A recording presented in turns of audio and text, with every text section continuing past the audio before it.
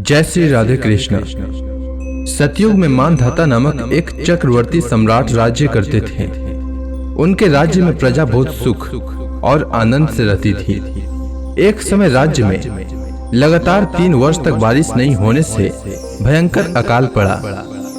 प्रजा व्याकुल हो गई और चारों ओर हाहाकार मच गया।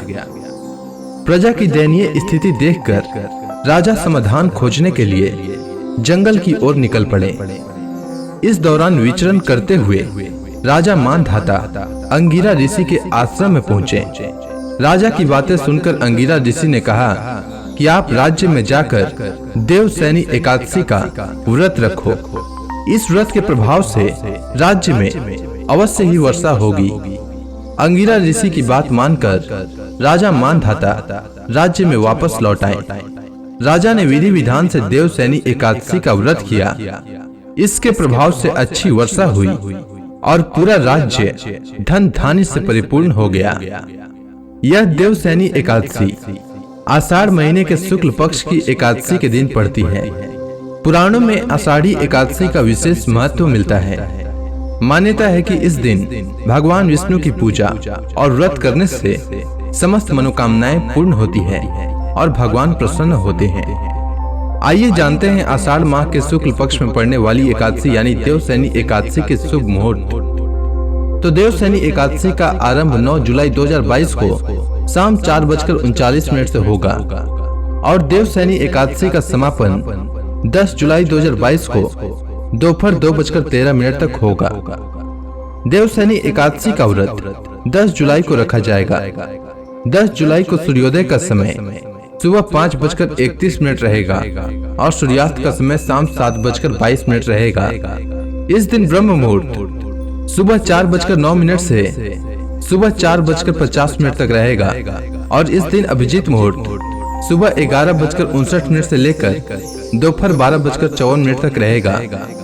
वहीं द्वादशी तिथि 11 जुलाई को सुबह 11:13 तक समाप्त होगा। देवसैनी एकादशी व्रत का पारण अगले दिन 11 जुलाई को सुबह 5:31 से लेकर सुबह 8:17 तक किया जाएगा।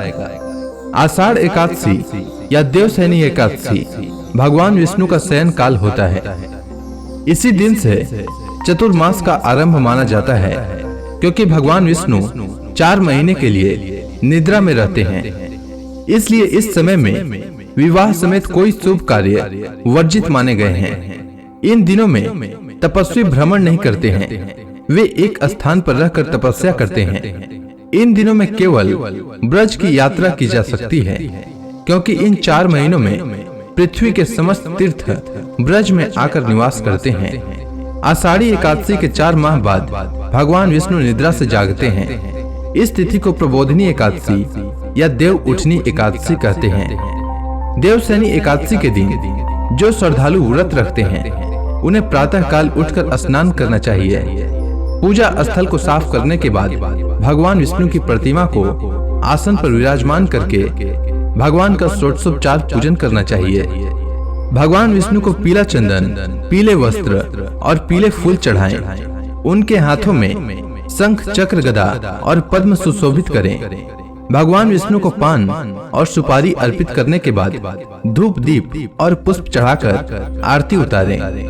अगले दिन द्वादशी को भगवान विष्णु का पूजन करने के बाद ब्राह्मणों को या जरूरतमंदों को भोजन कराकर उन्हें दान दक्षिणा देकर स्वयं भोजन ग्रहण कर व्रत का पारण करें। द्वादशी के दिन पारण में चावल अवश्य खाएं।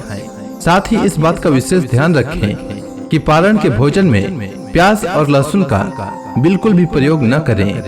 हम आशा करते हैं कि आषाढ़ी एकादशी पर हमारा यह वीडियो आपको पसंद आया होगा।